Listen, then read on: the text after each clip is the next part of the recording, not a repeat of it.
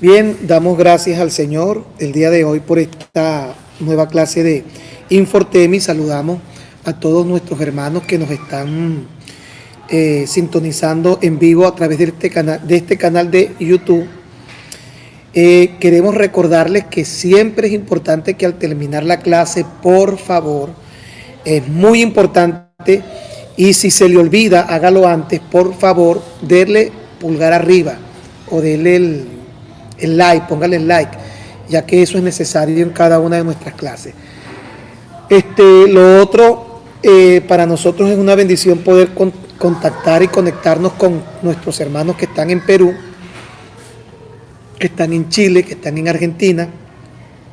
Hoy me comentaron varios pastores que están acá en Estados Unidos que iban también a comenzar a ver nuestras clases, y estamos en conversaciones para poder también hacer de uso general a todos los hermanos de nuestro concilio, los pastores especialmente, nuestras clases de Infortemi, la cual han sido de muchas bendiciones, ya que recuerde que Infortemi persigue como propósito formar la identidad, el carácter y la estructura liderativa y ministerial de todas las personas que decidimos servir al Señor.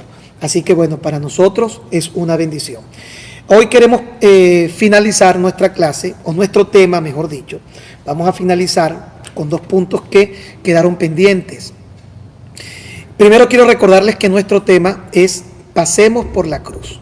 Estamos tratando de crear un mapa mental para que en el momento que vayamos a leer la Biblia, cualquier suceso, cualquier acontecimiento, siempre tengamos en cuenta que debemos ubicarnos en ese panorama cronológico que la Biblia nos entrega desde el Génesis hasta el Apocalipsis, y saber que hay un punto intermedio de la historia en el que se hicieron cumplidas una gran cantidad de profecías que favorecieron siempre el propósito de Dios, pero también en su cumplimiento generaron cambios, reformas importantes en todo este tiempo.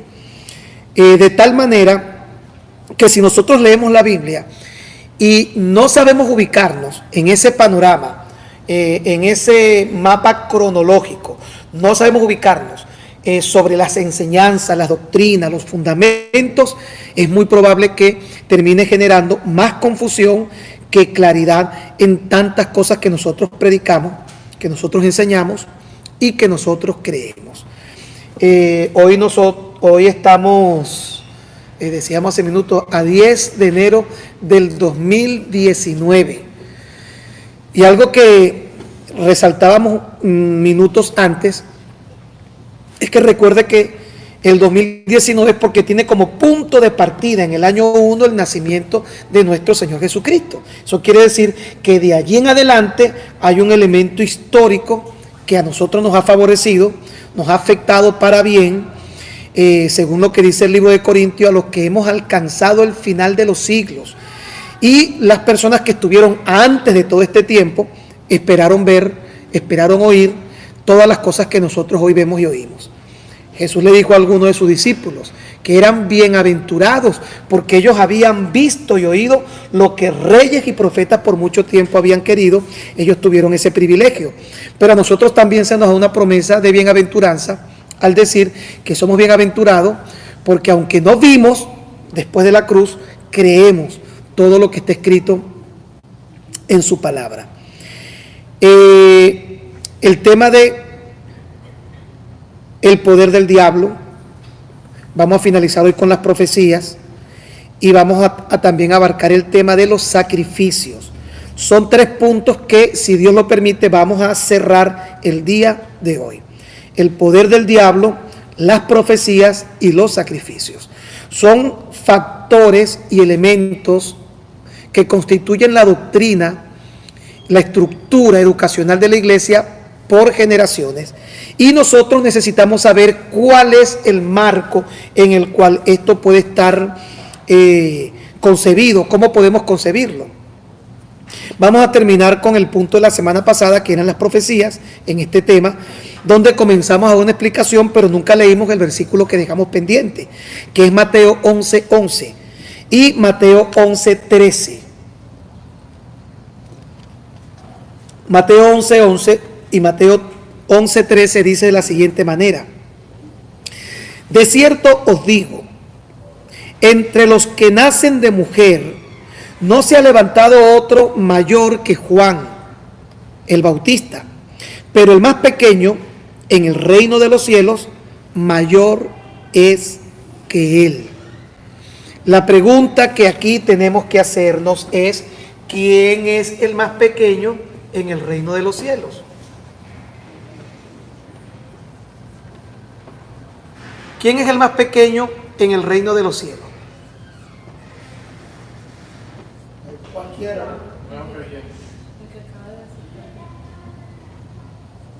En el reino de los cielos.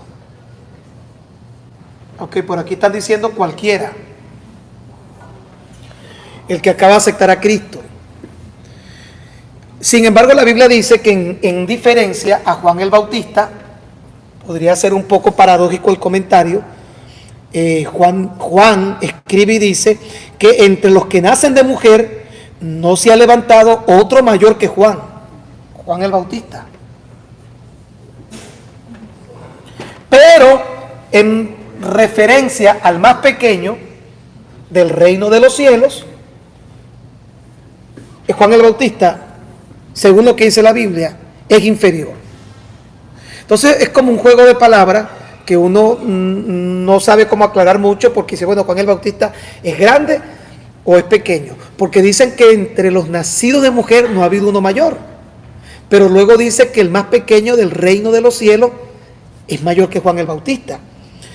Y dése cuenta que todo lo que está diciendo el versículo es que está otorgando una diferencia que parte de la muerte y el sacrificio de Cristo en la cruz del Calvario. Porque Juan el Bautista es el último profeta del Antiguo Testamento.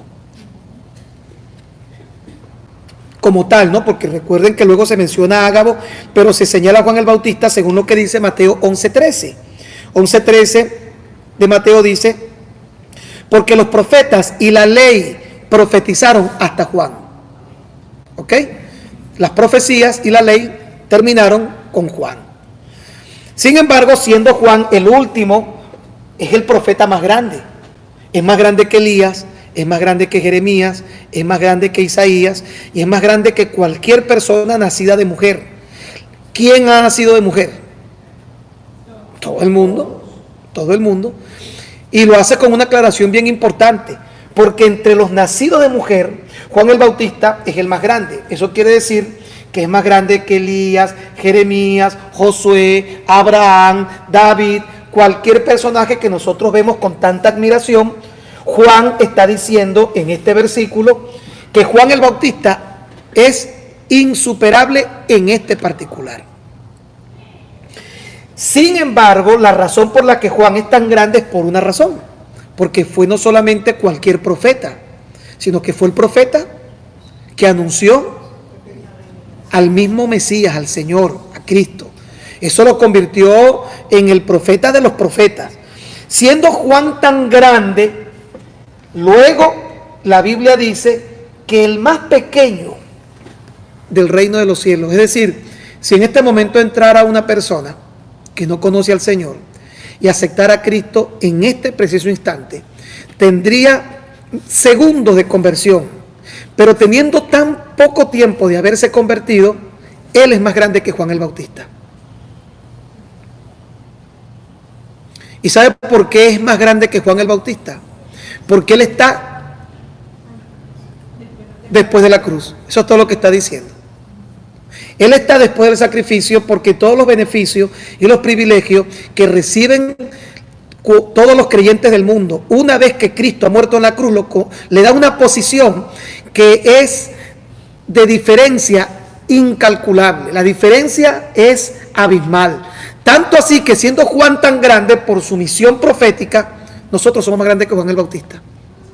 Y somos más grandes porque estamos después de la cruz. Porque recuerden que antes de la cruz no había venido a morar el Espíritu Santo a ninguna persona. todas las personas que tenían algún ministerio, alguna relación con lo profético, lo sacerdotal o de gobierno, reyes, sacerdotes o profetas, cualquiera de estas personas, cualquiera de ellos tenían la limitación, y es que en ellos no moraba el Espíritu Santo. Ninguno de ellos podía decir que había nacido de nuevo. Ahora, cualquier persona que hoy crea en el Señor Jesucristo, por nuevo creyente que sea, tiene algo que Juan el Bautista hubiera querido tener, que Elías hubiera querido tener, que Moisés hubiera querido tener. Y es que Dios en su esencia, Dios a través de su Espíritu Santo morara en su corazón. Y eso no podía ser sino hasta después de la cruz. Entonces, cuando yo logro entender eso, me doy cuenta que hay una trascendencia y la cosmovisión espiritual de todo lo que se conocía sufre un cambio del cielo a la tierra antes y después de la cruz. Ahora usted puede fijarse porque nosotros, la mayoría de los creyentes, hemos estado confinados a no darnos cuenta de esta preciosa verdad y a sentirnos, a veces los predicadores nos sentimos un Jeremías, un Elías, y queremos predicar con esa misma retórica, esa misma condición, y sin percibir que por mucho que fue el milagro de que Josué hiciera que el sol se detuviera, Elías que fuego cayera, Moisés que se abriera el mar rojo, el privilegio que tenemos nosotros es un privilegio que cualquiera de esos personajes de la ley cambiarían por experimentar lo que nosotros tenemos el día de hoy: ser templo y morada del Espíritu Santo, ser hijos de Dios. Porque ellos estaban limitados a ser profetas, reyes y sacerdotes y pueblo. Pero ninguno de ellos podía tener el privilegio de ser llamados hijos de Dios. Mira cuál amor os ha dado el Padre para que seáis llamados hijos de Dios. Y a los que le recibieron, a los que creen en su nombre, les dio potestad de ser llamados hijos de Dios. Entonces Elías podía decir que era un profeta. Juan el Bautista podía decir: he sido el profeta más grande porque anuncié la venida del Mesías, pero nunca pude ser hijo de Dios. En mí nunca pudo morar el Espíritu Santo. La autoridad que tenemos nosotros es muy diferente y es muy superior a la autoridad que tuvieron todos los que usted quiera mencionar antes del sacrificio de Cristo. Y es muy diferente, sencillamente, porque todo le fue dado a la iglesia con el sacrificio de Jesús en la cruz del Calvario. Para entender esto, yo les voy a invitar a que leamos el libro de Efesios y mire la retórica de Pablo en su carta a los Efesios para hacer referencia a esto mismo que les estoy diciendo.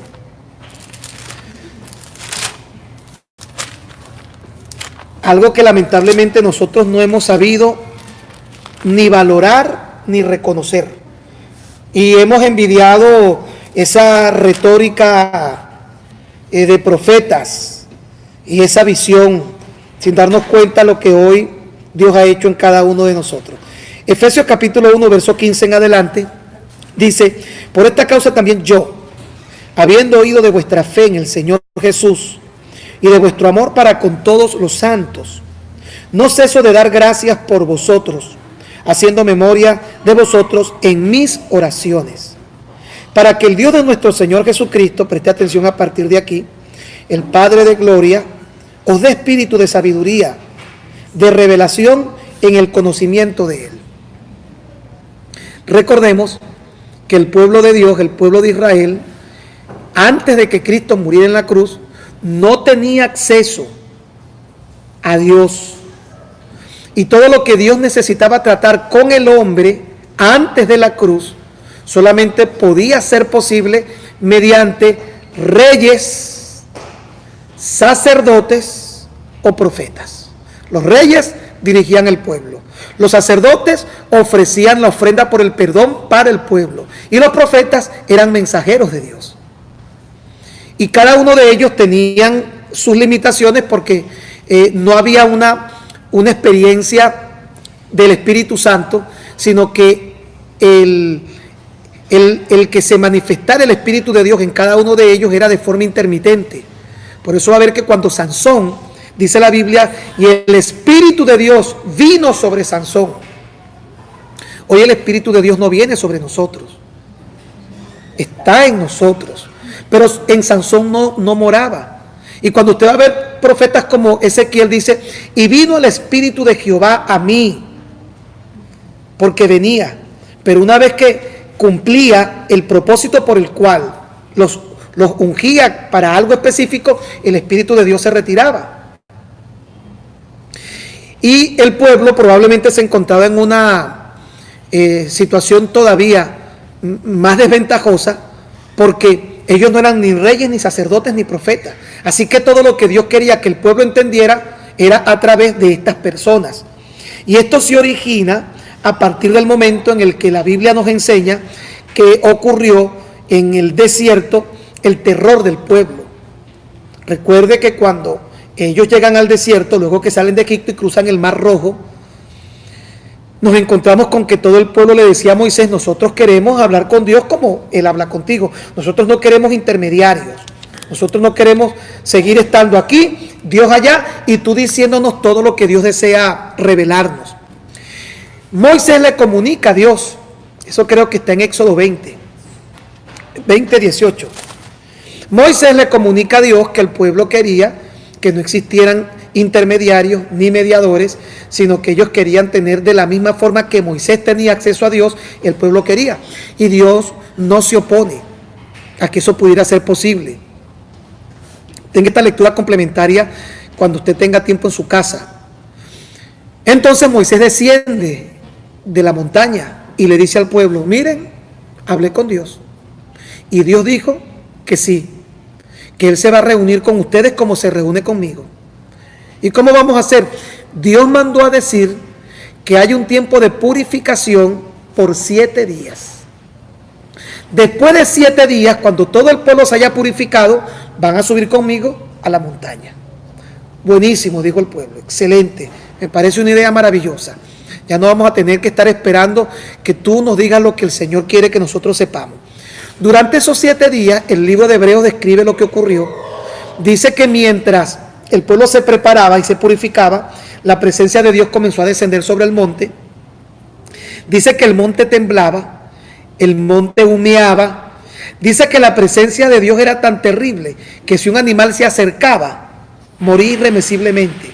Y ellos cuando ven una fracción insignificante de la gloria de Dios, porque es una fracción insignificante de la gloria que había tenido Moisés al estar con Dios, como dice la Biblia, cara a cara, y estar en ese lugar donde se le permitió estar por 82 días, donde dice que no comió ni bebió por 82 días, porque dice que estuvo con Dios 40 días, bajó, encontró el desenfreno del pueblo 2 días, dice, y no comió ni bebió y subió 40 días más. No es que Moisés estaba en ayuno, es que estaba en la presencia de Dios. Y yo quiero preguntarme, ¿a quién le puede dar ganas de comer? En la presencia de Dios. Y por 82 días Moisés fue sustentado directamente por su presencia. Dios, el dador de la vida, el creador. Y ellos iban a tener una pequeña fracción de eso que Moisés había experimentado. Cuando se cumplen los días, que Moisés viene y le dice, ya hablé con el jefe, y el jefe mandó a decir que se preparen, que vamos a hablar con él. El pueblo le dijo, no queremos hablar con ese señor. Ese señor se ve que es muy bravo, ese señor se ve que es fuerte. A partir de ese momento se establece que el trato de Dios y el pueblo iba a ser a través de reyes, sacerdotes o profetas. Todo esto ocurrió desde Éxodo, Levíticos, Números, Deuteronomio, Josué, Jueces, Ruth, llegamos a Malaquías. Por eso es que Dios le entrega 10 preceptos, que es el decálogo, y los fariseos tienen luego lo que se conocieron la ley de Dios, y la ley de Moisés. Moisés elaboró, dirigido por Dios, ciertas leyes que tenían que ver con la parte de la salubridad, el ritualismo, las ceremonias, que eran casi 800 principios, 800 preceptos aproximadamente, que no tenían que ver directamente con el trato de Dios con el hombre, sino con normativas para conservar un pueblo en el tiempo que iban a estar, especialmente en el desierto, que es lo que mucha gente no entiende. Usted sabe que el cochino es un animal que la única bacteria que puede, lo único que puede matar es la bacteria del cochino. Lo único es el frío extremo. El calor no lo mata. La bacteria del cochino no la mata el fuego ni el calor, cosa que mata a la mayoría de las bacterias. Por eso es que el cerdo, el cochino, se tiene que congelar antes de ingerir, porque él contiene una bacteria muy peligrosa, por cierto. Imagínense cuando Dios les prohíbe a ellos comer cochino viviendo en el desierto. Entonces, muchas cosas estaban confinadas a las dispensaciones que les correspondía. Cuando viene Cristo, mucho de esto no se cancela, yo quiero aclarar, se cumplen en la cruz. Cuando digo que se cumplen es que tuvieron un cumplimiento. Al cumplirse, Dios no la abolió, simplemente se cumplió, se terminó. Porque algunas personas tratan de interpretar esto como algo que Dios abolió. Dios no puede abolir nada porque Dios no cambia. Él es el mismo ayer, hoy y siempre. Pero cuando algo se cumple, se cumple. Si yo le digo a usted, yo le digo, Jefferson, te voy a regalar $1,000. ¿Cuándo? El 30 de marzo. Y eso va a ser para tu matrimonio. Si yo soy una persona honesta y responsable, llega el 30 de marzo, yo le doy sus $1,000. Ahora yo sigo siendo el mismo, pero de ahí en adelante no tengo que darle más nada, porque se cumplió y yo cumplí con mi parte. Cuando digo que en la cruz se cumplieron muchas cosas, les estoy diciendo que al llegar a ese punto, la gran mayoría de las cosas que nosotros hoy creemos comenzaron de cero, no porque Dios haya cambiado, sino porque se cumplieron. Terminó un pacto y Dios inicia un nuevo pacto con los hombres. Entonces, todo esto que nosotros estamos mirando, vemos que está Juan el Bautista como el último profeta del Antiguo Testamento, pero cuando Jesucristo muere y dice tetelestai, que significa consumado es en griego, dijo, todo está cumplido. Iniciamos una nueva era. Por eso yo siempre voy a insistir, nuestras oraciones están todavía dentro de ese mundo de confusión, perdido, oraciones que parecieran ser que estamos antes de la cruz. La Biblia no dice que Jesús nos va a sanar o que Jesús no puede sanar. La Biblia dice que Jesús nos sanó. ¿Cuándo y dónde nos sanó? En la cruz. Y como eso es un ejemplo para que usted vea cuántas cosas ocurrieron en la cruz, que prácticamente es lo que estamos tratando de enfatizar. El 17, para que el Dios de nuestro Señor Jesucristo, el Padre de gloria, os dé espíritu de sabiduría y de revelación en el conocimiento de Él. Usted recuerda que Dios le dice a Daniel, las palabras de este libro, las profecías que estarán selladas hasta el tiempo del fin. ¿Cuál es el tiempo del fin? Estamos ahorita en tiempos del fin. Hay muchas verdades que están comenzando a tener revelación en el momento preciso que se da inicio al tiempo del fin. Y el conocimiento y la revelación es posible de forma progresiva. Yo siempre he creído, la revelación no es absoluta, la revelación es progresiva. Ninguna persona que puede decir que tiene algún tipo de formación en cuanto a la enseñanza, al ministerio, ninguno puede decir que tiene una revelación absoluta, porque la revelación bíblica es progresiva. ¿Por qué? Porque se adapta a las circunstancias de lo que Dios está haciendo en los tiempos y las dispensaciones. ¿Ok?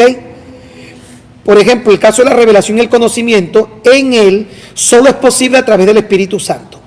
Verso 18, alumbrando los ojos de vuestro entendimiento, para que sepáis cuál es la esperanza a que Él os ha llamado. Sigue diciendo, y cuáles las riquezas de la gloria de su herencia en los santos, y cuál la supereminente grandeza de su poder para con nosotros los que creemos, según la operación del poder de su fuerza. Aquí está hablando de un poder, supereminente grandeza de su poder, según la operación del poder de su fuerza. Verso 20, no estaba disponible para en cualquier momento, sino que entró en disposición, oiga cuándo, la cual operó en Cristo, resucitándole de los muertos y sentándole a su diestra en los lugares celestiales. Es decir, que esta supereminente grandeza de su poder no estaba dispuesta ni para Elías, ni para Eliseo, ni para Juan el Bautista, sino que todo esto estaba dispuesto ¿a partir de qué momento? ¿A partir de qué momento? De la resurrección, es decir, después de la cruz. Vea lo que dice: sobre todo principado y autoridad y poder y señorío y sobre todo nombre que se nombra, no solo en este siglo, sino también en el venidero, y sometió todas las cosas bajo sus pies. ¿Bajo los pies de quién? ¿Cuándo le dio a Cristo la autoridad de que todas las cosas fueran sujetadas bajo sus pies? Eso no estaba vigente durante su ministerio terrenal. Todo esto se activó a partir de su muerte y entra en vigencia desde su resurrección, cuando ya existe una garantía de su victoria sobre el pecado, sobre la muerte, sobre todo lo que él había vencido en la cruz. En pocas palabras, nada de esto estaba dispuesto para profetas, sacerdotes, ni reyes, antes del sacrificio, antes y sujetó todas las cosas bajo sus pies. Ahora oiga esto, y lo dio por cabeza sobre todas las cosas a la iglesia. ¿A quién dio por cabeza para la iglesia? ¿Quién es la cabeza de la iglesia? Cristo. Y lo dio por cabeza sobre todas las cosas a la iglesia, la cual es su cuerpo. Ahora oiga esto lo que diga. Oiga lo que dice, perdón. La plenitud de aquel que todo lo llena en todo. ¿Qué es plenitud? Saciado todo. Completo. Plenitud. Es decir, esa plenitud de todo se dio cuando Cristo es dado en su victoria por cabeza a su cuerpo, que es la iglesia. Creó esa conexión que estableció la plenitud del poder de Dios sobre todas las cosas. No estaba dispuesto en los días de Juan el Bautista. Por eso Juan el Bautista, siendo el profeta más grande y el hombre más grande de los nacidos de mujer, él no podía gozar del privilegio de que en él moraran ni tuvieran todas estas tres cosas que se mencionan o le fueron dadas como condición a la iglesia. ¿Cuáles son las tres cosas que se le dio a la iglesia? Alumbramiento, alumbrando los ojos del entendimiento, conocimiento de la esperanza bienaventurada y la supereminente grandeza de su poder. Estas tres cosas solamente son posibles y solamente han sido dadas a la iglesia. Y esto es más grande que todo eso que usted admira al leer la historia de David, que mató a un gigante, la historia de Moisés, que derrotó al imperio egipcio. Lo que nosotros recibimos es más grande que eso. Mucho más grande. Porque es la plenitud del propósito de Dios. Plenitud quiere decir el cumplimiento total, no falta nada. ¿Cuándo se establece o cuándo se da esa plenitud del cumplimiento de todo? Cuando Cristo muere, resucita. Usted recuerda que cuando él estaba allí, aparecen las mujeres y lo van a tocar y Jesús le dice: no me toques, aún no he subido al Padre. Pero luego se aparece días más tarde en el cuarto donde estaban los discípulos y le dice: tóquenme y vean que un fantasma no tiene huesos como yo, metan la mano aquí. Primero le dice a las mujeres que no lo toquen, pero luego cuando se aparece a los discípulos le dicen: tóquenme. Porque luego que Jesús resucita, él tiene que ir a presentar el sacrificio ante Dios Padre. A él no lo podían tocar antes de presentar el sacrificio. Días más tarde lo que se dice fue que Jesús resucitó, las mujeres lo vieron, ascendió, presentó el sacrificio, descendió y se le presenta a los discípulos. Ahora sí me pueden tocar. Vean que un fantasma no tiene huesos como yo. Metan la mano aquí. Y dice que los discípulos metieron la mano y lo tocaron. Cosa que no le permitió a las mujeres que lo hicieran. Porque todo tenía que ver con eso que le estoy diciendo. Esa revelación parcial que fue siendo dada según las circunstancias y los momentos que existen en la soberanía de Dios. Entonces, todo lo que nosotros tenemos hoy es lo que Pablo llamó la plenitud de aquel que, oiga esto, la plenitud de aquel que todo lo llena en todo. Así lo llama él. Léalo al final de Efesios 1:23. ¿Cómo dice? La plenitud de aquel que... ¿Qué quiere decir eso, Sergio? Analice esa frasecita que uno quizás no se ha sentado a detallarlo. La plenitud, absoluto. Ahora complemente, de aquel que todo lo llena y para completar en todo. No quede duda que no hay ni un huequito que no se cumplió o que no haya sido realizado con esta plenitud que Dios estableció entre Cristo y la iglesia. Pero la iglesia no existía antes de la cruz. Y el sacrificio no se dio para que esto fuera posible antes de la cruz. Por eso yo quiero que usted abra su mente de entender que hay muchas cosas que nosotros tenemos antes de la cruz y que creemos que están vigentes. Y no es que Dios cambie y no están vigentes, no, es que se cumplieron. Finish, ya se pagó. Ya no hay deuda. Comenzamos otra etapa. Ahora estamos en otro momento. Y por eso es que siendo Juan el último profeta del Antiguo Testamento, según Mateo 11:13, hoy nos damos cuenta, como decíamos la semana pasada, que existen dones en medio nuestro. Yo creo, repito, en el ministerio, el oficio del profeta, solamente que no se parece en nada al oficio del profeta antes de la cruz. Porque el oficio del profeta antes de la cruz dependía sueños, revelaciones, visiones y esas profecías en ese ámbito místico. Ya no. Ahora las profecías se dan en un ámbito sustentado y fundamentado en su palabra. Ya no es místico, ya no es y vino palabra de Dios a mí, vino no, ya la palabra de Dios está aquí. Todos los días Dios nos quiere hablar. En Israel no. En Israel Dios le hablaba cada vez que levantaba un profeta y se lo enviaba. Por eso cuando aquí dice Dios me habló, cuando usted oiga a alguien que le diga Dios me habló, pregúntele qué libro, qué capítulo y qué versículo. Porque eso se ha convertido para nosotros en un problema, primero de cronología y de trascendencia espiritual. Nuestra cosmovisión espiritual está distorsionada. Entonces usted ve ese relajo, y me disculpan que la expresión suene un poco despectiva, pero es un relajo lo que vemos hoy en nuestras iglesias, gente profetizando a diestra y siniestra, mandando a casar, mandando a divorciar, mandando a mudar, a gesto a lo otro, cuando todo lo que nos entrega hoy el Señor es su Espíritu Santo, nos da dones hermosos. Hay un oficio profético, repito, usted me pregunta, entonces si no hay profetas, sí hay profetas, pero dice que el último profeta que profetizó a la ley, dice, porque todos los profetas y la ley profetizaron hasta Juan.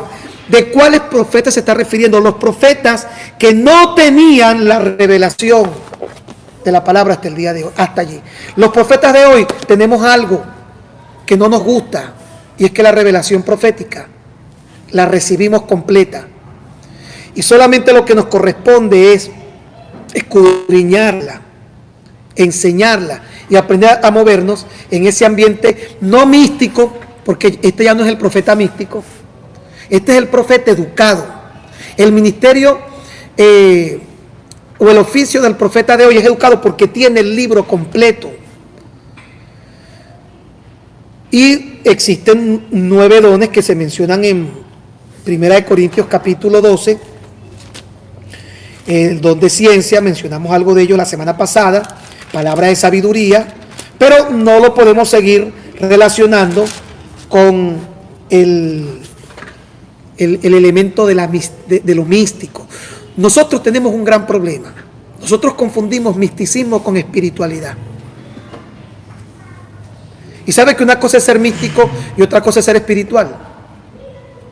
Y la iglesia es más mística que espiritual. Y a nosotros nos gusta más el ambiente místico porque no lo podemos diferenciar del ambiente espiritual. ¿Qué es místico? Quiero preguntar, ¿qué es místico, hermano?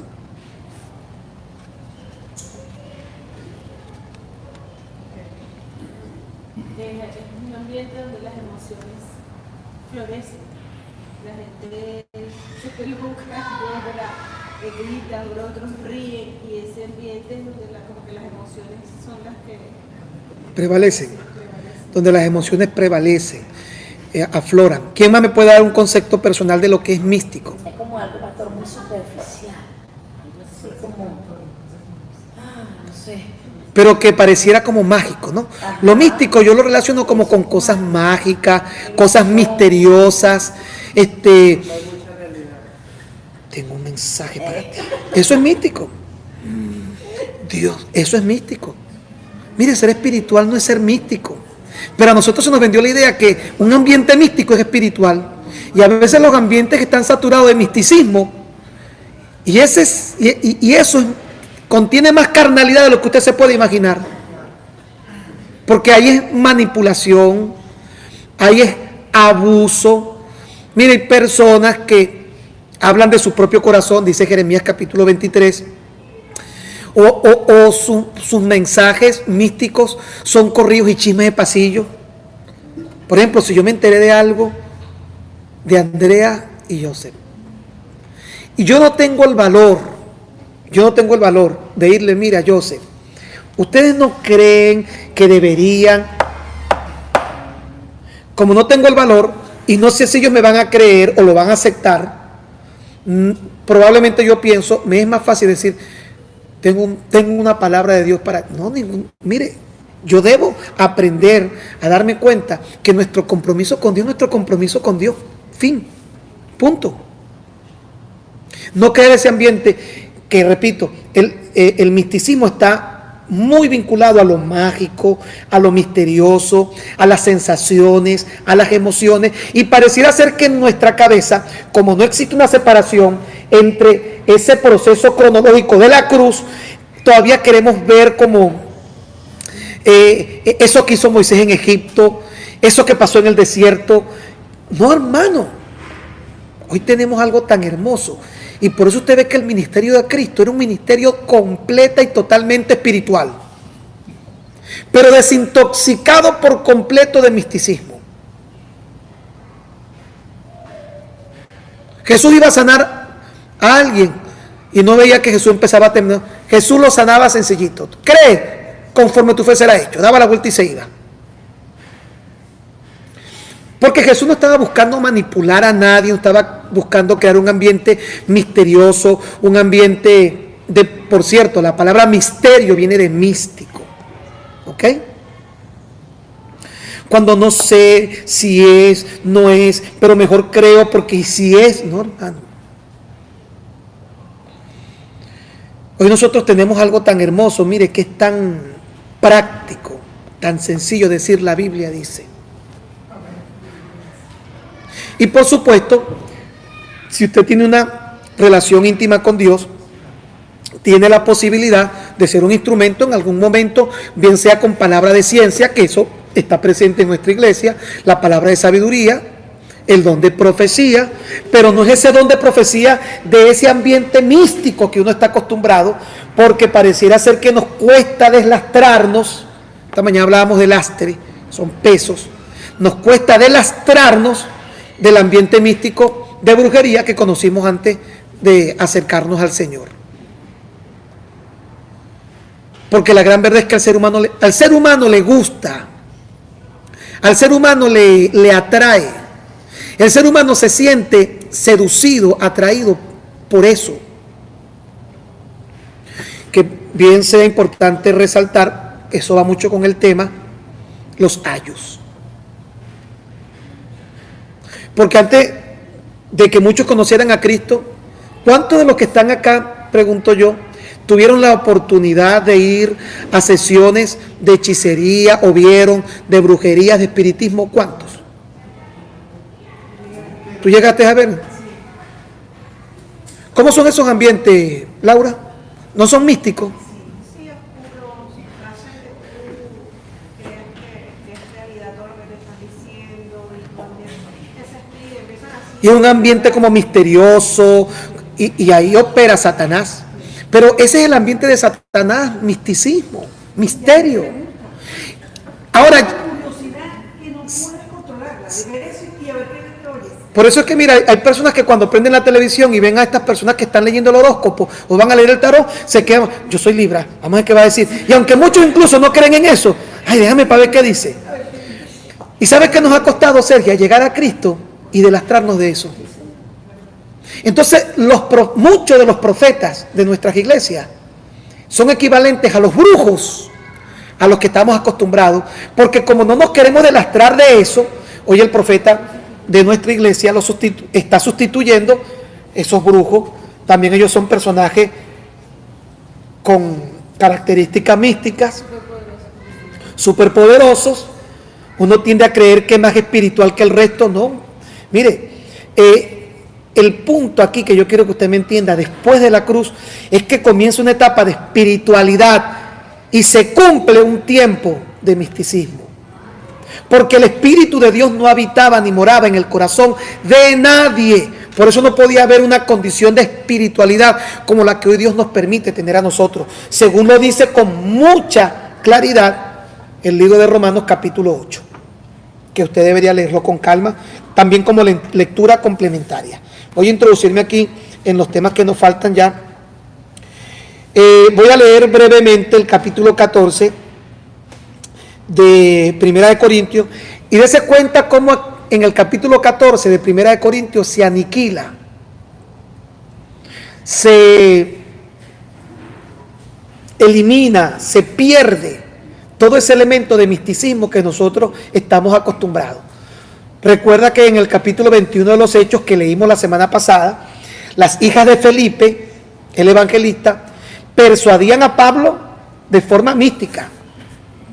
Pero cuando vino el profeta de Jerusalén, lo hizo de forma espiritual. Ahora, el profeta Ágabo al venir de Jerusalén jamás le dijo que no fuera. Cosa que se hacían con misticismo las hijas de Felipe. Dice que con profecía le persuadían para que no fuera a Jerusalén. Cuando llega el profeta, la persona que tenía un oficio ministerial, él llega y le dice, el hombre de quien es este cinto, dice que tomó el cinto de Pablo, se amarró la mano y dijo, el hombre de quien es este cinto, así harán con él si va a Jerusalén.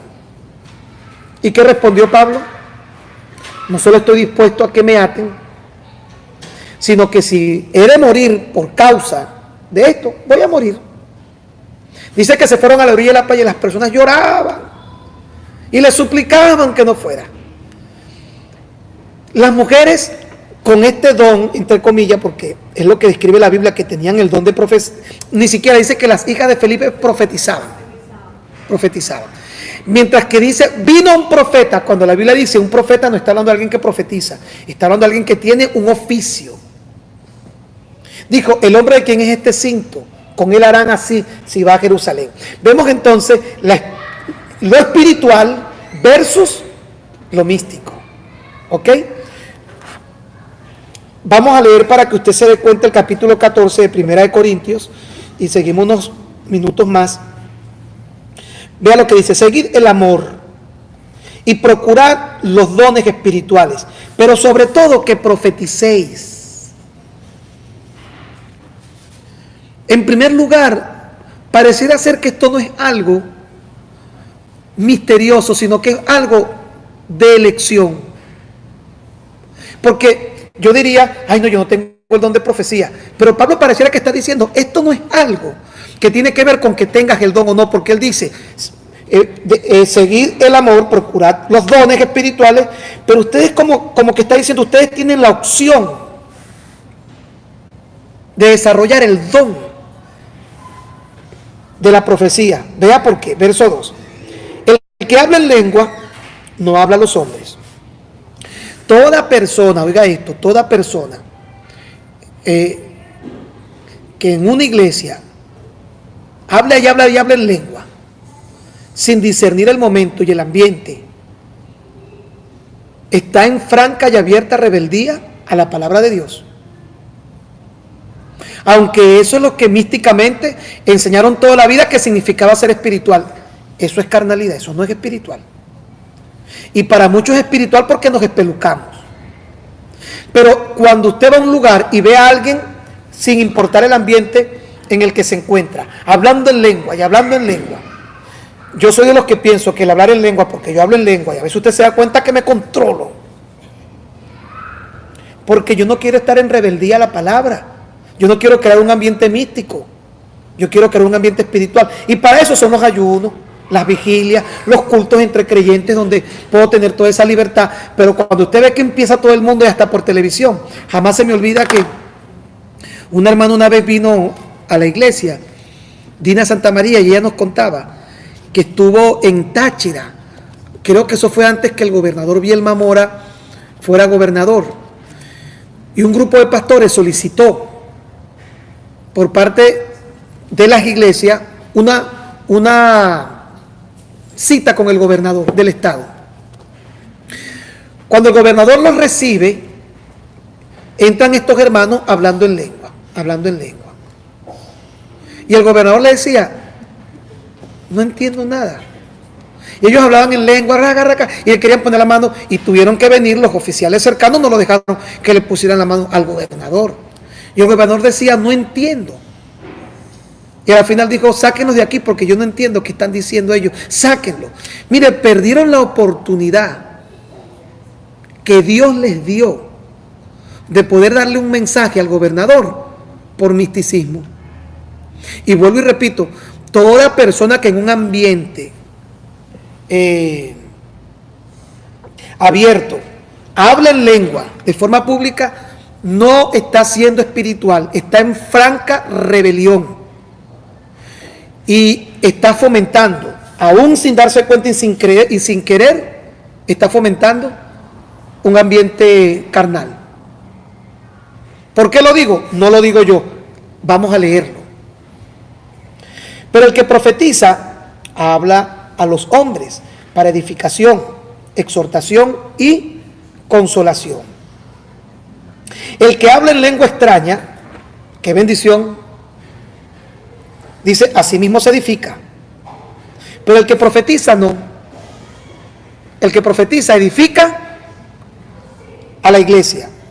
Así que quisiera que todos hablaseis en lengua. No hay problema con hablar en lengua. Pero prefiero más que profeticéis. No hablando de la profecía mística que nos imaginamos, que es echar los ojos blancos para atrás, empezar a temblar, hablar en lengua y hacer uso del mismo ambiente de misticismo, sino hablar de parte de Dios, usar el don y traer un mensaje con revelación. Eso es profetizar. Hablar de parte de Dios y traer un mensaje revelado. Vea lo que dice en la iglesia. Porque mayor es el que profetiza que el que habla en lenguas, a no ser que las interprete, para que la iglesia reciba edificación. Ahora pues, hermanos, si yo voy a vosotros hablando en lenguas, ¿qué aprovechará? Si no os hablaré con revelación, o con ciencia, o con profecía, o con doctrina. Quiero preguntar, ¿esto que estoy leyendo es palabra de Dios? Pues mire cómo termina. Ciertamente las cosas inanimadas que producen sonidos, como la flauta o la cítara, si no dieren distinción de voces, ¿cómo se sabrá lo que se toca con la flauta, con la cítara? Y si la trompeta diere sonido incierto, ¿quién se preparará para la batalla? Así también vosotros, si por la lengua no diereis palabra bien comprensible, ¿cómo se entenderá lo que decís? Porque hablaréis, ¿a quién? Al aire. Tantas clases de idiomas que seguramente en el mundo hay, y ninguno de ellos carece de significado. Pero si yo valoro el valor de las palabras, seré como extranjero para el que habla, y el que habla será como extranjero para mí. Así que vosotros, pues que anheláis dones espirituales, procurad abundar en ellos, para edificación. Ya está diciendo que no hay edificación si estás hablando en lengua y no hay interpretación. Por lo cual, el que habla en lengua extraña, pida en oración poder interpretarla. Porque si yo oro en lengua desconocida, mi espíritu ora, oiga bien este pedacito, pero mi entendimiento queda sin fruto. Mi espíritu está orando, no está mal, pero si yo no tengo interpretación y la gente está oyendo, estoy dejando a las personas sin fruto. Y más adelante sigue diciendo, pues que oraré con el espíritu, pero oraré también con el entendimiento. Cantaré con el espíritu, pero cantaré también con el entendimiento. Porque si bendices solo con el espíritu el que ocupa el lugar de simple oyente, ¿cómo podrá decir amén a tu acción de gracia? Pues no sabe lo que has dicho. Porque tú a la verdad bien das gracias, pero el otro no es edificado. Doy gracias a Dios que hablo en lengua más que todos vosotros. Pablo no está aquí en contra de eso. Pero en la iglesia prefiero hablar 5 palabras con mi entendimiento para enseñar también a otros que 10,000 palabras en lengua desconocida. Mire lo que está diciendo aquí. Hermanos, no seáis niños en el modo de pensar. En pocas palabras, el que actúa así es un niño, es un inmaduro. Léalo completo y se va a dar cuenta que él termina diciendo lo que es un ambiente de confusión. Si no hay interpretación, es mejor que se quede callado. Y dice en este capítulo, dice, porque Dios no es Dios de confusión. A mí qué me importa, yo siento rico y sabroso, allá voy. No, sí me tiene que importar, porque la Biblia fue dejada como nuestra única y absoluta regla de fe y conducta. Cuando quiero decir que estoy en franca y abierta rebelión, es porque la Biblia me prohíbe hacer algo que yo, por creer que soy más espiritual, lo estoy haciendo. ¿Y qué me importa lo que diga la Biblia? La gran pregunta es, ¿y para qué entonces tenemos la Biblia? ¿Y por qué decimos que la Biblia es la palabra de Dios? Si yo no soy capaz de poder creer que toda ella es infalible y apta para los hombres.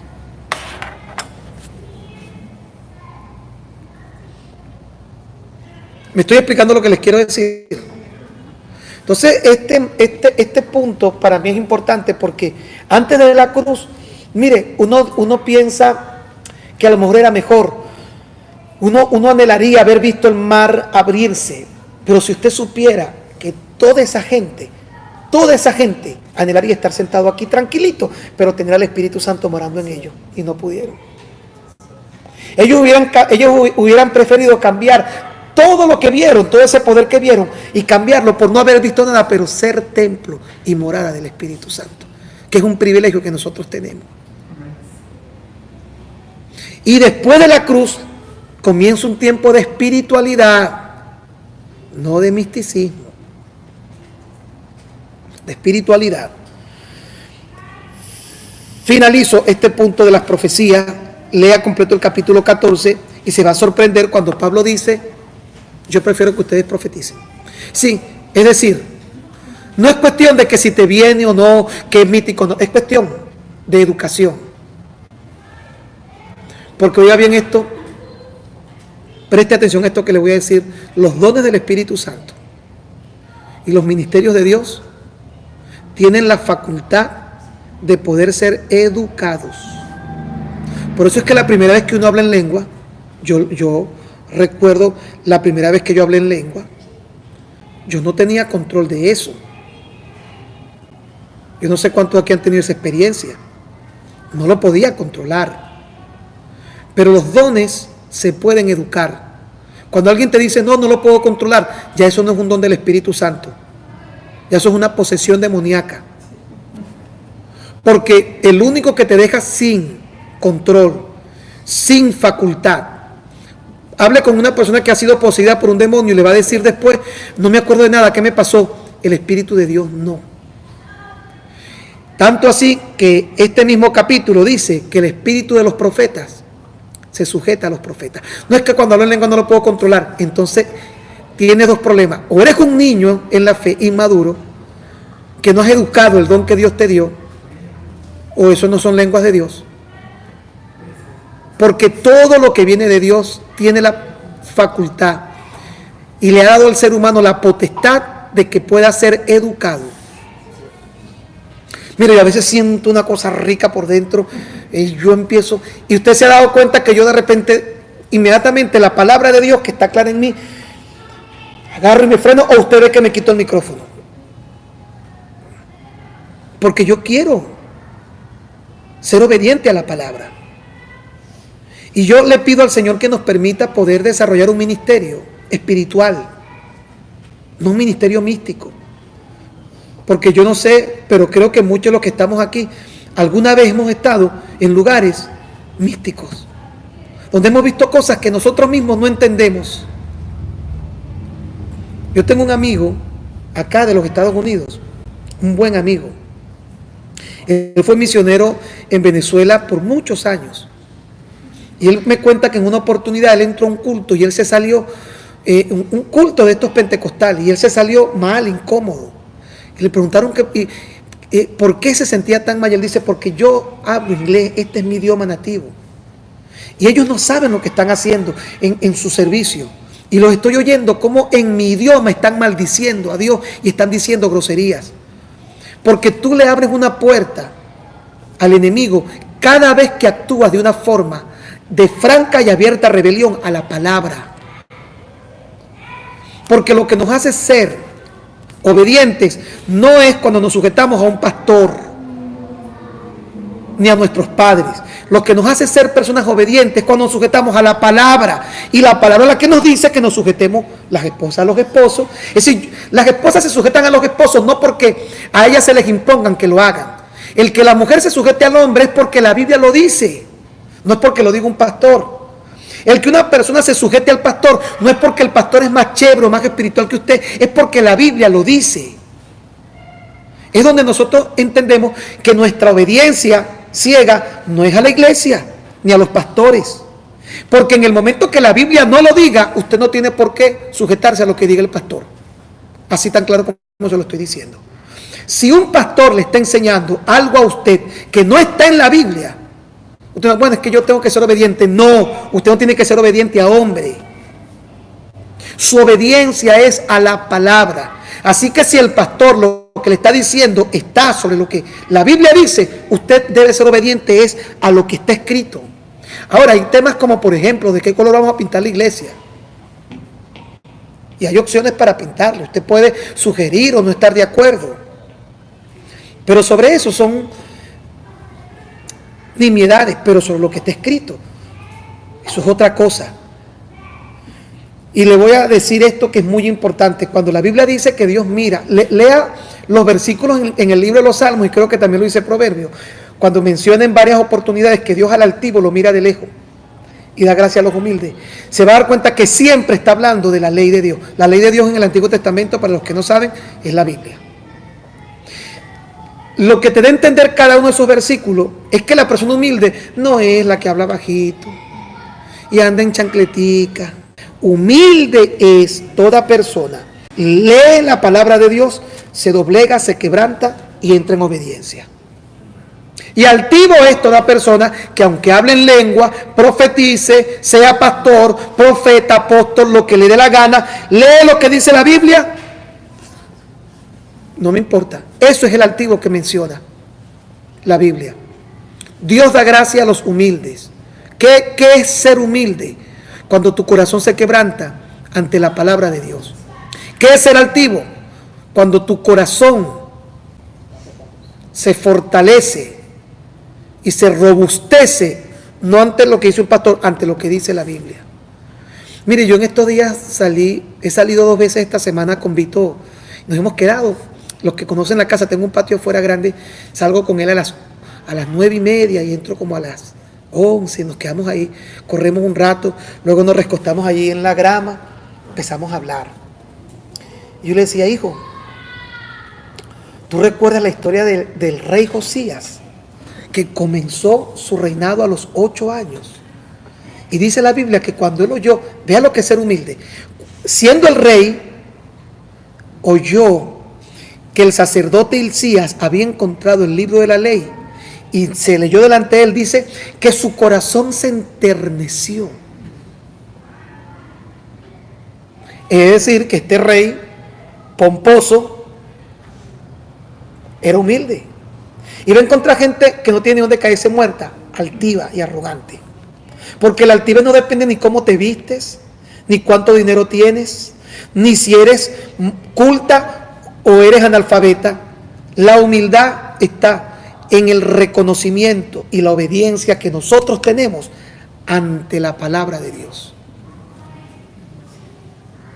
Ahí está la humildad del ser humano. Cuando nos encontramos en una encrucijada en nuestra vida, como yo le decía a un hermano esta semana, yo iba por un camino donde por años fui parte de un sistema eclesiástico, religioso, evangélico, pentecostal, talibanes de la Cuarta República, raspa pa'lante de la Quinta. Y ven bien feliz porque todo lo que... Pero cuando yo comienzo no a leer la Biblia, a estudiar la Biblia, yo me encontré en una encrucijada de mi camino. Y yo dije, o sigo por el sendero de lo que siempre se me ha dicho, o comienzo a caminar por el sendero de lo que me estoy dando cuenta que la Biblia dice. Y eso me hizo romper con una herencia de tradiciones, de la cual posteriormente llegué a darme cuenta, y ojalá no se ofendan los que están aquí con lo que les voy a decir, pero se los tengo que decir. Llegué a darme cuenta que el 80% de las cosas que nosotros predicamos y creemos en nuestras iglesias provienen del sistema católico romano y no nos hemos dado cuenta. Solamente hicimos cambios católico, evangélico. El 80% de muchas de las cosas que nosotros creemos son católicas. No vienen del origen de la iglesia, vienen del tiempo de oscurantismo, desde el momento en el que Constantino, en el 313 y 325, inicia el tiempo de oscurantismo hasta el 1521, 1517, 1521 de la Reforma.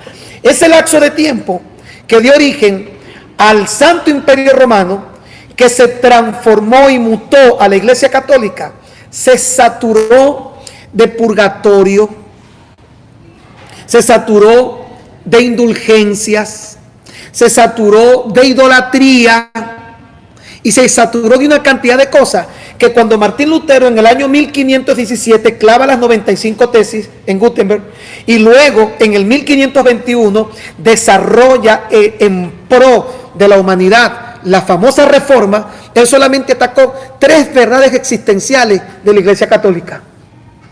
Las indulgencias fue la primera.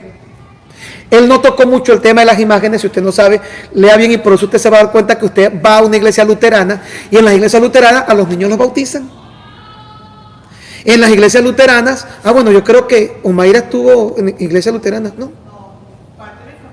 Parte de tu familia, ¿verdad? Pero la iglesia luterana, vaya a un culto luterano y usted se da cuenta que es como una iglesia católica, igualitico. Solamente que no tiene las indulgencias porque Martín Lutero solamente logró examinar 3 verdades existenciales. Hubieron otras, pero que fueron muy superficiales. Y esto le va a parecer increíble, pero muchos bajaron a un papa del pedestal que tenía. ¿Sabe que el papa tiene algo que la Iglesia Católica llama la infabilidad papal? La Iglesia Evangélica bajó al papa y le quitó la infabilidad papal para montar al pastor y darle la infabilidad pastoral. Es decir, lo que hicieron fueron cambios. No, el pastor no se equivoca. Eso es parte de los errores durante el tiempo de oscurantismo.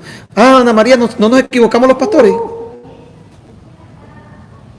Y como eso le puedo decir una cantidad de cosas que leyendo la Biblia yo dije, pero ¿y en qué momento eso formó parte de la iglesia? Lo que le comenté en una oportunidad, la doctrina de que vamos al cielo, eso es católico. Eso no es bíblico, eso es católico. Busque su origen y va a ver que antes que la Iglesia Católica dijera que la gente muere y va al cielo, la Biblia nunca enseñó eso. O que nosotros al morir nos quedamos en el cielo, eso no lo dice la Biblia. Por decir. y repito, el 80% de muchas de nuestras prácticas tienen una influencia increíble de la Iglesia Católica Romana. Y así como el católico defiende su Virgen, sus santos, que esto no se los puede tocar, su Papa y su Vaticano, no sé si ustedes de pronto han seguido las redes sociales recientemente y el lío que hay porque el Papa Francisco está abogando ahora por un diálogo entre la oposición y todo el mundo, bueno, le dice un montón de cosas al Papa Francisco, y hay unos que dicen no se metan con la iglesia. En esto sí es verdad que nosotros no podemos convalidar porque es el santo, que santo y que 8 cuartos. Pero ustedes saben cuántas iglesias a los pastores se les rinde la misma posición de pleitesía, de infabilidad que se les rinde al Papa. ¿Sabe cuánto ambiente de misticismo de ese que ocurre en la Iglesia Católica con el tema de la hostia? Nosotros tenemos, mire, la Iglesia Evangélica cambió el agua bendita por el aceite ungido. ¿Sí? La Iglesia Católica tapuja a la gente con agua bendita porque se le salgan los demonios. ¿Y qué hacemos nosotros cuando vemos a alguien endemoniado? Lo tapujamos y lo bañamos en aceite. Y la Biblia habla del aceite. En el libro de Santiago habla de orar a la gente ungiéndolo con aceite. Una cosa es que la Biblia lo diga, otra cosa es el lugar que vino a ocupar para sustituir parte del culto que heredamos de los años de oscurantismo de una iglesia católica y que ahora nosotros tenemos, porque la iglesia católica no ha logrado darse cuenta que ya Cristo murió. La iglesia católica no logró pasar sus verdades y sus doctrinas por la cruz. Y yo pregunto, ¿y nosotros? Tampoco la hemos pasado por la cruz. Quiero terminar, y no pude terminar hoy completamente todo, pero voy a cerrar con el tema del diablo y los demonios. Si hago aquí para empezar a darle versículo bíblico, vamos a extenderlo. Solamente le voy a decir Hebreos 2:14, Primera de Juan 5:18. Por darle Colosenses, por ejemplo, ¿qué le quiero decir? Donde la Biblia dice, Hebreos 2:14, por cuanto los hijos participaron de carne y sangre, Cristo participó de lo mismo, para destruir por medio de la muerte aquel que tenía el imperio de la muerte. Para destruir por medio de la muerte aquel que tenía el imperio de la muerte. ¿Qué quiere decir la Biblia con destruir por medio de la muerte al que tenía el imperio de la muerte? Pero que para destruir por medio de la muerte ¿de quién? De Jesús. Para destruir por medio, es decir, que en la muerte de Jesús ocurrió algo. Y dice que por medio de la muerte de Cristo destruir al que tenía el imperio de la muerte. Terminó el imperio de la muerte allí. En pocas palabras, todavía hay gente que no se ha dado cuenta, todavía hay evangélicos que no han notado que Satanás fue vencido y el reino y el imperio de la muerte quedó en ruinas. En ruinas. Sí existe el diablo, pero existe un diablo derrotado. Nosotros todavía tenemos en la mente un diablo no derrotado. Entonces usted ve el tema de guerra espiritual. Cuando usted habla de guerra espiritual, explíqueme qué es lo que está diciendo. Si hay guerra espiritual, quiere decir que nadie ganó, porque estamos en guerra. Por eso es que la palabra guerra espiritual no es bíblica.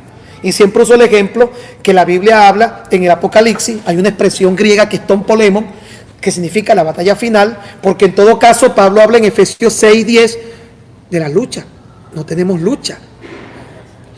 Ahora hay una diferencia entre lucha y guerra. ¿Verdad que hay una gran diferencia? Y cuando Pablo habla de batalla, en el caso de Timoteo, he peleado la buena batalla, y la menciona como la batalla. ¿A qué batalla se refiere Pablo cada vez que lo dice? Habla de una batalla espiritual. Él la llama la batalla de la fe. En pocas palabras, yo tengo una lucha personal, y la batalla en la que yo me encuentro no es una guerra, es una batalla donde hay un conflicto. Si estamos en conflicto con Satanás y sus demonios, no estamos en guerra, estamos en conflicto. Y yo tengo una lucha personal en mis miembros, Efesios 6:10. Y en esa lucha personal en mis miembros intervienen principados, potestades. Digo así, ¿sabe por qué digo así? Porque si usted va a un original, se va a dar cuenta que dice la Biblia en realidad, porque no tenemos lucha contra sangre y carne, sino contra príncipes que gobiernan en las potestades de los aires y son huestes de maldad. Cuando uno lo lee en la traducción nuestra, Reina Valera 1960, uno dice, ahí están los niveles de jerarquía espiritual, el principado, los gobiernos. No tenemos lucha contra sangre y carne, sino contra príncipes que gobiernan. En nuestra traducción dice principados, potestades, gobernadores. ¿Verdad que no suena igual? Príncipes que gobiernan y tienen potestad en los aires, regiones celestes, y son huestes de maldad. ¿Qué le parece? No, y tenemos que hacer un cartograma y un mapa para declarar la ciudad. Hermano,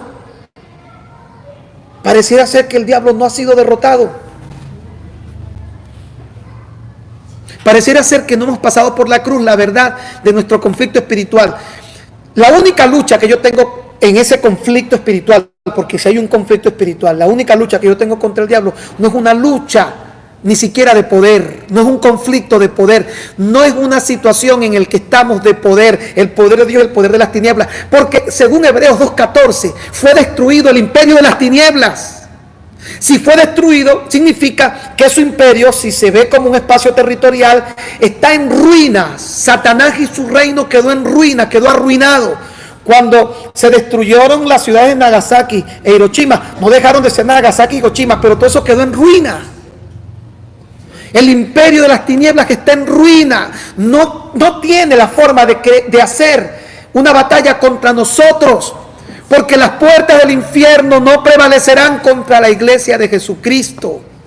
Y vamos a hacer guerra espiritual, y le queremos tapujar a la gente aceite en la boca, y queremos bañar las casas con aceite.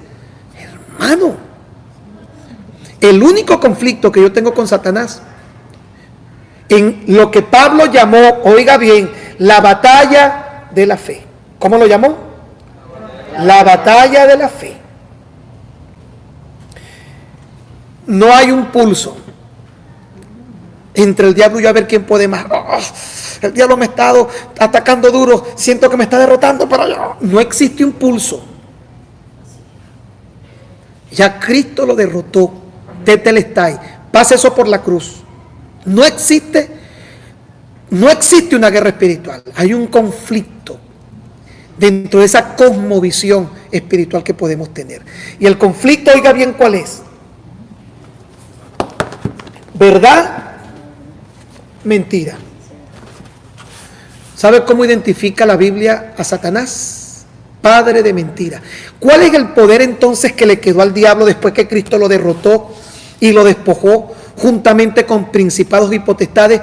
Lo único que le quedó fue en lo que es especialista. Padre de mentira, el engañador.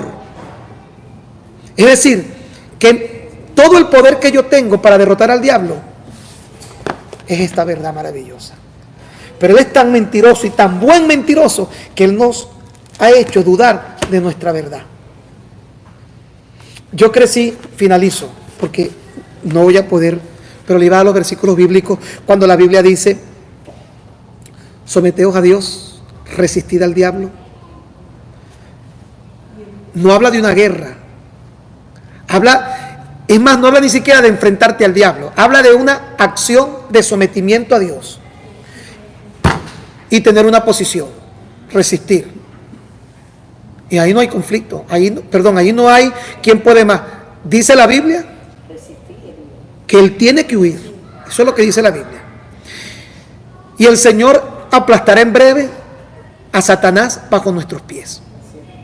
En mi caso, que vengo de una familia donde mi mamá fue criada por mi bisabuela, que era bruja, en ese momento generacional de nuestra historia en donde las brujas se chupaban a los niños, en donde cuando te tocaban la puerta en la mañana pidiendo sal, esa fue la bruja que estaba en el techo en la noche, en donde si sentías pasos fuertes en el techo, es porque hay una bruja y tenías que salir con un interior negro de espalda y tirarlo para el techo.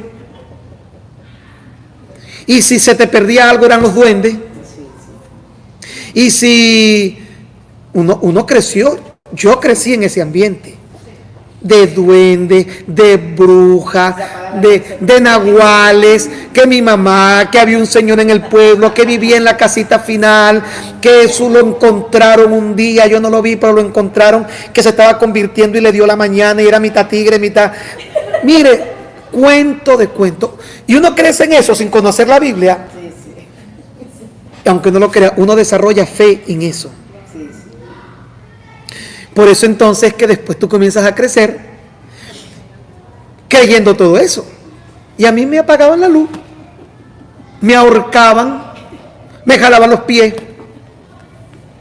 El Silbón, llorona. Y creemos que entonces cuando pasa algo empezamos y fuera, y como que si hay una guerra de verdad. Y cuando alguien tiene problemas, vamos a tu casa a hacer liberación. ¿Qué liberación? La mejor liberación, hermano, es cuando uno se somete a la palabra.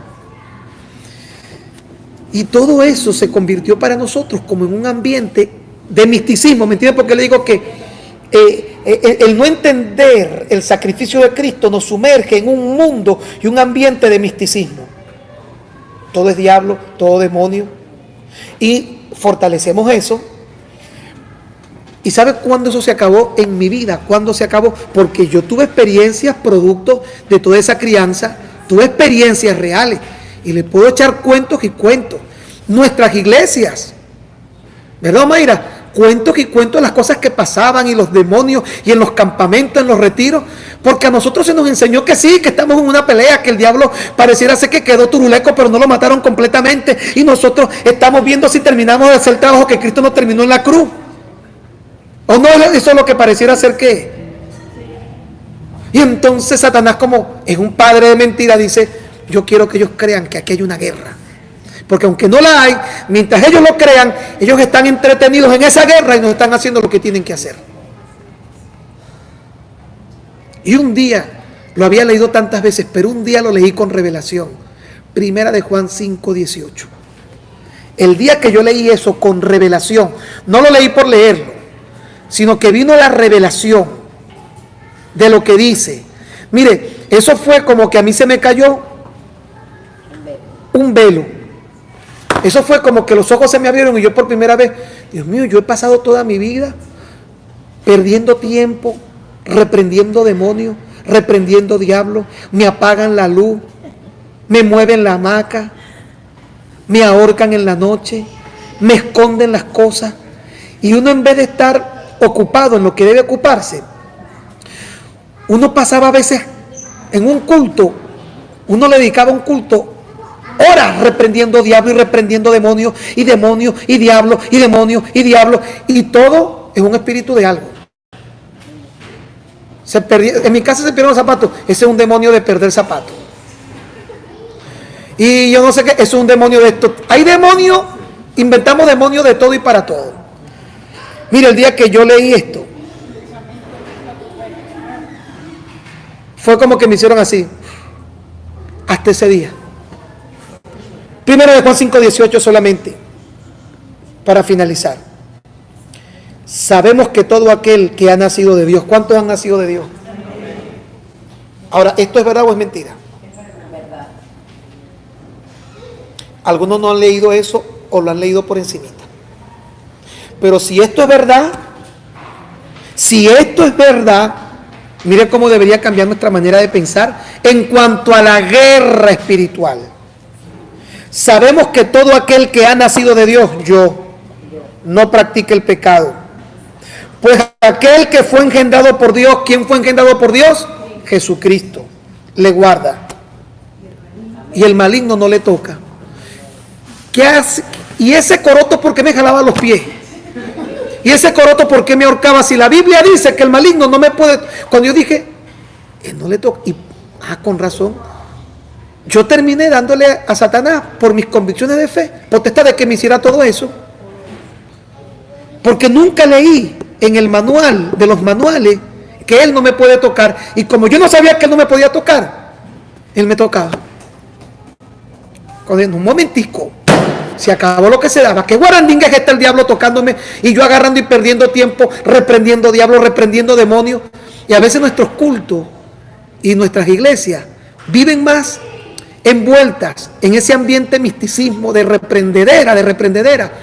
Mire, hasta que alabando a Dios, yo conozco y he estado en culto en donde gran parte del culto es reprendiendo y nombrando al diablo, hermano, que dedicarse a adorar a Dios.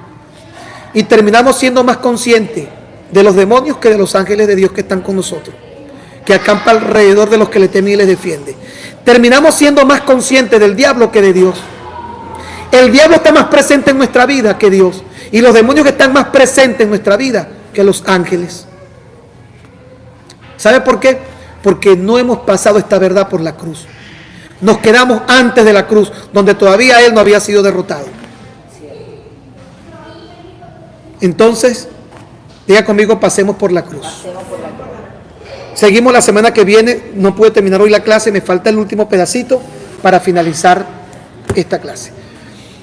Vamos a despedirnos de nuestros hermanos que están acá para luego dejar unas preguntas acá. Las personas que están acá en el YouTube, por favor, si tienen alguna pregunta, déjenla por el Instagram, que yo reviso casi a diario el Instagram, porque ahí me comunico con muchas personas, especialmente de otros países. El Instagram es Gustavo Moros Oficial.